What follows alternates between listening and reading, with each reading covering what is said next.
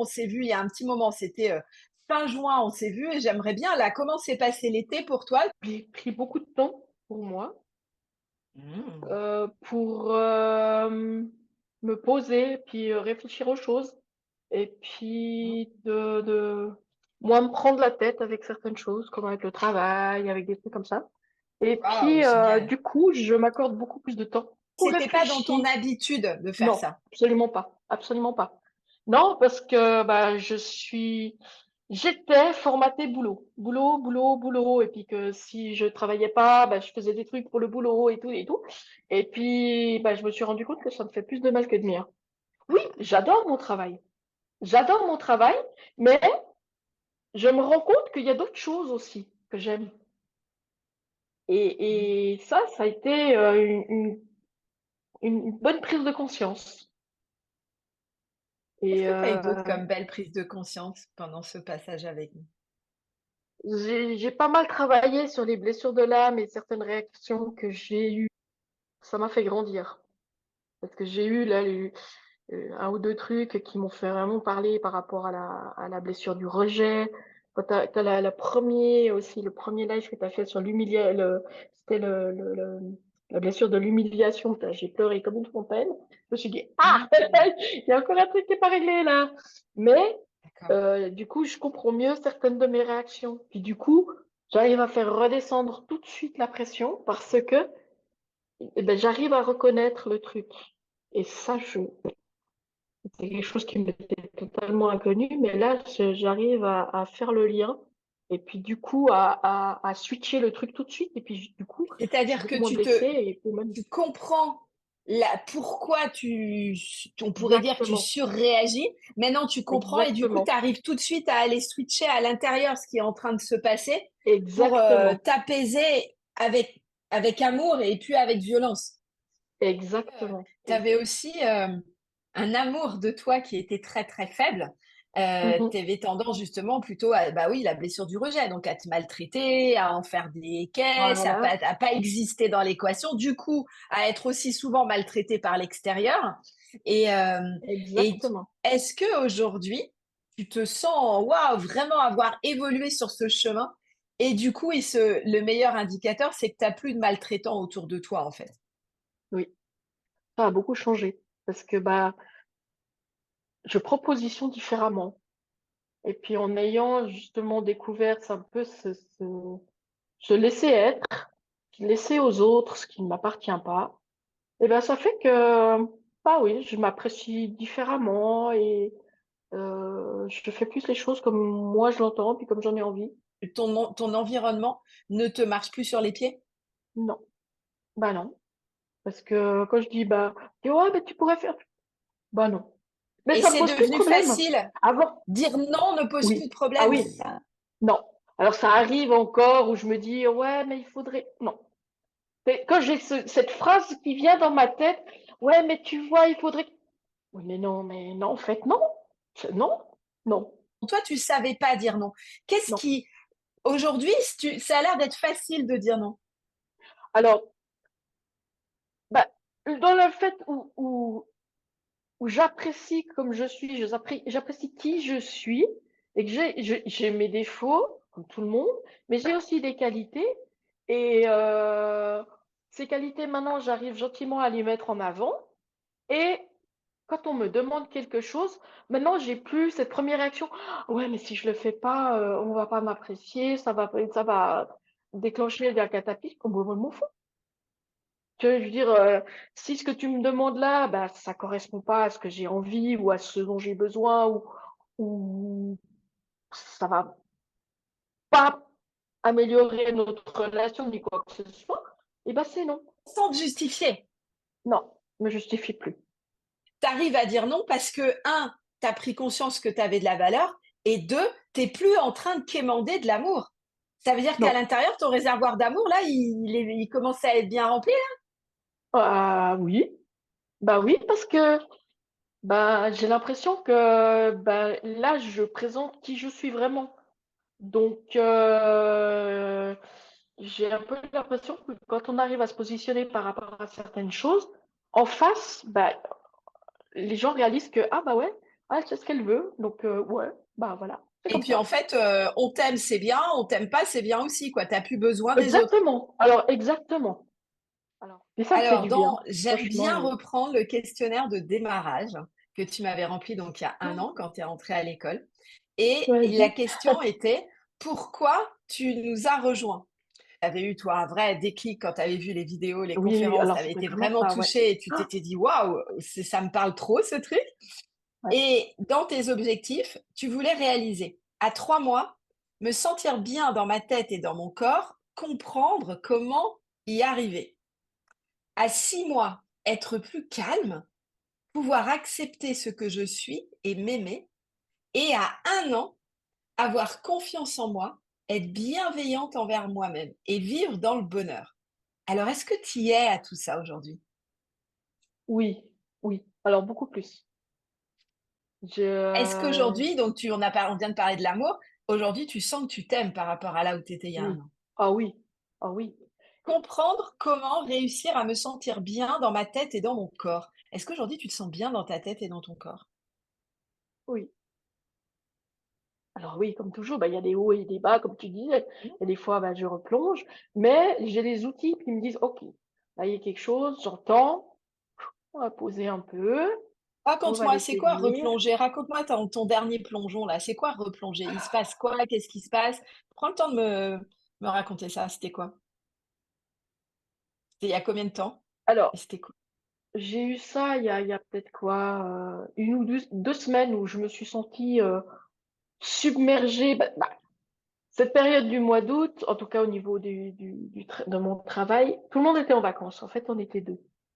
Et puis, bah, il y a plein de problèmes qui ont surgi et ouais, il y avait personne pour les régler et bah, il a fallu, prendre un peu, bah, le les rênes du truc pour et puis j'ai senti que c'était pas à moi de le faire, mais il y avait pas le choix. Ça m'a turlupiné jusqu'au moment où je me suis dit: «OK, ça tu sais que c'est des choses qui t'appartiennent pas».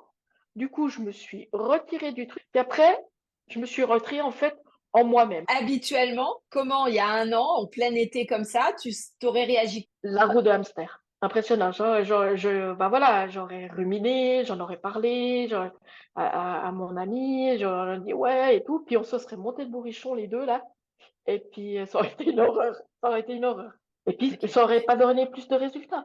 Donc même quand il t'arrive en fait, évidemment dans ta vie, il t'arrive des événements, parfois un peu challengeants, bousculants, difficiles, mais en tout cas aujourd'hui tu sens et tu l'as expérimenté toute seule, tu as pris comme des réflexes pour te dire: «OK, j'ai entendu là, attends, 3 pas en arrière, on se Voilà, pose, on réfléchit exactement. et je continue à avancer sur mon chemin, vivre ma vie, dormir la nuit, sans stresser, sans passer par le frigo». Aussi et Tu là et avais ça j'avoue toi que aussi un peu? aussi, oui, aussi, la qualité du sommeil. Tu dors mieux? Ah ouais, grande majorité des nuits, elles sont impeccables et du coup, je pense qu'au niveau qualité du sommeil, c'est tellement mieux, le matin, je me réveille, avant le Mmh. réveil. Tu avais identifié que le poids était un problème pour toi depuis l'âge de 12 ans, donc autant dire, ça faisait quelques Ouais, décennies que le poids était le problème de ta vie et le problème de tous ouais, les problèmes de ta vie. Et du coup, là, depuis tout à l'heure, on parle sur tout ce qui s'est amélioré, ta confiance en toi, tu t'aimes, il y a plein, ton sommeil va mieux, il y a plein de choses qui vont mieux. Euh, et le poids, est-ce qu'il a bougé pour autant? oui, ah, quand même, Et par comment rapport il au a bougé? début. Alors, par rapport au début, j'ai eu, assez rapidement une grande perte. J'ai eu, je crois, une -10. Puis après, maintenant, je suis équilibrée à -8. Ok. Est-ce que par rapport à ce que tu vois sur la balance, donc autour de 8 kilos de moins, est-ce que c'est quelque chose où avant, puisque tu as vu l'expérience du régime et tout ça, et quand tu perdais 8 kilos, est-ce que en même temps tu gagnais en confiance en toi, en Non, amour de non, non, non, toi, en jamais, qualité de jamais. sommeil? Ça, Jamais mais et ça, puis le lien, là, il n'était pas là. c'est ce que je te dis, mais je te dis de ce que la dernière fois que je me suis pesée, mais ça fait je sais pas combien de temps. Ta silhouette et ton poids, ça te convient et c'est plus un frein, en fait, dans ton quotidien pour vivre. Là, c'est plus un problème, parce que c'est un problème depuis, des décennies. Là, aujourd'hui, c'est plus un problème pour Non. toi. Non, parce que bah, j'ai redécouvert ce que je faisais jamais, les jupes, les choses comme ça, et que j'ai ni honte ni quoi que ce soit. Quand j'ai envie, ça me fait plaisir. Et Je me souviens quand tu es rentrée à l'école, tu étais en arrêt de travail. Tu étais oui, vraiment pas bien physiquement. Tu étais fort diminuée. Il y avait du physique qui était là, mais tu avais aussi une lourdeur morale. Il ah y oui, avait comme oui, un oui. burn-out là, hein. Il y avait Ah un oui, passage dans un oh burn-out à oui, ce moment-là. Tu étais vraiment mal. Tu appréhendais beaucoup ta reprise de travail d'ailleurs. oui, oui. Est-ce que aujourd'hui tu vois ça comme très très loin et tu te dis mais waouh aujourd'hui mais je peux plus retomber dans un tel abandon de moi-même et tu Non, te sens ouais, forte maintenant par rapport à ton boulot parce que tu as le même travail que ce que tu avais il y a un an, tu as le même oui, job, mais oui, juste tu as une façon de l'aborder qui a changé. Est-ce c'est vrai, qu'aujourd'hui tu te tout sens à fait. suffisamment solide pour ne plus pouvoir, t'as pas peur de retomber en burn-out l'hiver prochain, tu te sens solide, ou est-ce que pas tant que ça? Comment t'es? Cette année m'a fait prendre conscience de beaucoup de choses et puis justement par rapport à ma façon d'aborder le travail, d'aborder la vie et de me rendre compte que bah, le travail, c'est pas la vie. Le travail, Hmm. c'est là pour me permettre bah, d'avoir des vacances, de payer mes factures, mais c'est pas l'essence même de la vie. Et je pense que ça, c'est ce qui me permet maintenant de me dire, OK, effectivement, le travail, pas toujours sympa, mais je peux prendre de façon sympa, laisser de côté justement les choses qui me plombaient, mais complètement parce que bah, je sais plus quelle blessure c'était ça, mais de porter le monde sur mes épaules, et c'est Mhm. plus le cas. Justement, tu Non, es une non. profession qui est très souvent représentée dans les personnes qui viennent à moi, infirmière. Et Je- l'infirmière, souvent je rigole en disant ça, mais quand même, dans vos études, on doit vous donner une petite gélule du don de soi, de je me donne corps et âme. Ouais, Infirmière, vous êtes très exact. représentée là-dedans. Et Oui. aujourd'hui, donc tu es toujours infirmière. Est-ce que le fait de mieux te respecter, de mieux te positionner, est-ce que tes patients se sentent biaisés, se sentent mal pris en charge, ou au contraire, ils continuent à être ravis de tes prises en charge et ils continuent à t'envoyer plein de compliments et toi, tu continues à bien faire ton travail sans te donner corps et âme? À 90%, les gens continuent à apprécier ce que je fais comme avant. Ouais, je fais toujours, bah voilà. Mais il y en a une qui m'a dit, quand j'ai repris, elle m'a dit, ah ouais, ah, mais pendant ton absence, ah mais t'as vachement changé. Puis bah, je dis, ah bon? D'un côté, dans ma tête, je me dis, ah bah tant mieux, c'est cool. Il y a une qui remarque. Puis d'un autre côté, en fait, c'est justement parce que j'ai pris ma vie en main et que j'ai d'autres choses et plus seulement mes patients, que en fait, j'ai posé des limites. Et ces limites-là, elle les trouvait inacceptables. Est-ce que tu te sens le fait d'être plus reposé, d'être plus apaisé, d'avoir plus confiance en toi? Est-ce que tu sens aussi que dans ta manière d'être auprès de tes patients, du coup, tu te sens plus aligné et que tu te sens mieux en fait et tu reprends peut-être même plaisir, en tout cas un Mhm. meilleur plaisir à travailler? Oui, parce que je suis beaucoup plus calme. Donc, je m'énerve moins avec les choses. Et ça me permet aussi de m'exprimer différemment. Alors je me souviens aussi, il y avait, quand il s'est agi de rentrer, d'ouvrir les portes de l'école pour toi, il y avait aussi la question de l'investissement financier qui était une somme importante. En plus, bah, tu vis seule, tu es en libéral, tu Mhm. étais arrêtée, tu savais pas trop quand tu allais reprendre parce que ton épaule, elle évoluait pas, favorablement à cette époque-là, en tout cas quand on s'est parlé au départ. Donc c'est vrai que tu avais eu un petit instant d'hésitation et de te dire: j'y vais pas, je sais pas». Finalement, tu as osé, tu t'es écouté et tu avais eu cette bonne intuition et tu t'es écouté.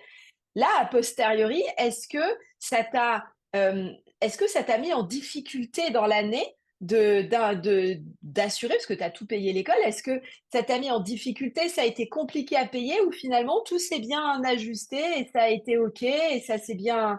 Et cette peur Alors, peut-être que tu as vue au départ s'est vite éteinte. Comment ça a été pour toi? alors, effectivement, au début, je me suis dit, waouh. Puis après, à partir du moment où la décision était prise, là, assez vite, je me suis dit, si j'ai pris la décision, c'est que c'est bien pour OK. moi et ça va aller. Et puis effectivement, je veux dire, j'ai pas non plus dû, faire des ça m'a pas causé particulièrement de soucis. C'était vraiment, bah, voilà, je l'ai décidé, maintenant on y va et puis, bah, ça s'est bien passé. Puis de fil en aiguille, effectivement, bah, j'ai aussi une amie qui m'a prêté de l'argent pour que j'arrive à tout tourner, mais là aussi, c'était pas forcément. Puis elle me l'a proposé et puis, bah, il y a encore pas longtemps, j'aurais peut-être dit: «Ah mais non, ça va pas, tu vois?» Puis là, je dis: «Bah, écoute, oui, je veux bien». Et puis de fil en aiguille, les choses se sont, stabilisées. Est-ce que ça veut dire que si on revenait en arrière justement, tu te dirais encore un grand oui et tu es contente de ta décision Oh d'aller oui, rentrer à l'école? oh oui, oh oui. Alors clairement, un très, très grand oui. Je pense que cette année m'a fait plus avancer que les années que j'ai fait auprès d'un psychothérapeute et machin et tout. Je crois que j'ai plus avancé en une année que des dizaines d'années avant. Canon. C'est une approche qui Alors est maintenant complètement différente. mmh, super. Le fait que justement avant tu voyais un psy ou quoi, c'était des personnes comme ça, un coup par là, un coup par là, à l'unité. Est-ce que là, tu sens que c'est aussi le fait de la pluridisciplinarité? Là, on Ouais. est 4 coachs à intervenir. Est-ce que tu as senti la puissance de d'être ensemble ou pas plus que ça? Comment toi tu l'as vécu? Le fait Si, de moi passer d'un coach à l'autre, tu vois? Est-ce que c'était comment pour toi? c'était complémentaire, très agréable parce que, vous avez les 4 une complémentarité et c'est juste génial. Chacune, en Mmh. fait, alors le fil rouge de base, il est le même. En fait, vous tournez, vous gravitez autour de ce fil rouge de base avec des compétences différentes et une Mmh. façon de dire les choses et d'aborder les choses différemment, mais en ayant toujours le même objectif. Mmh. Et cette complémentarité m'a beaucoup aidée.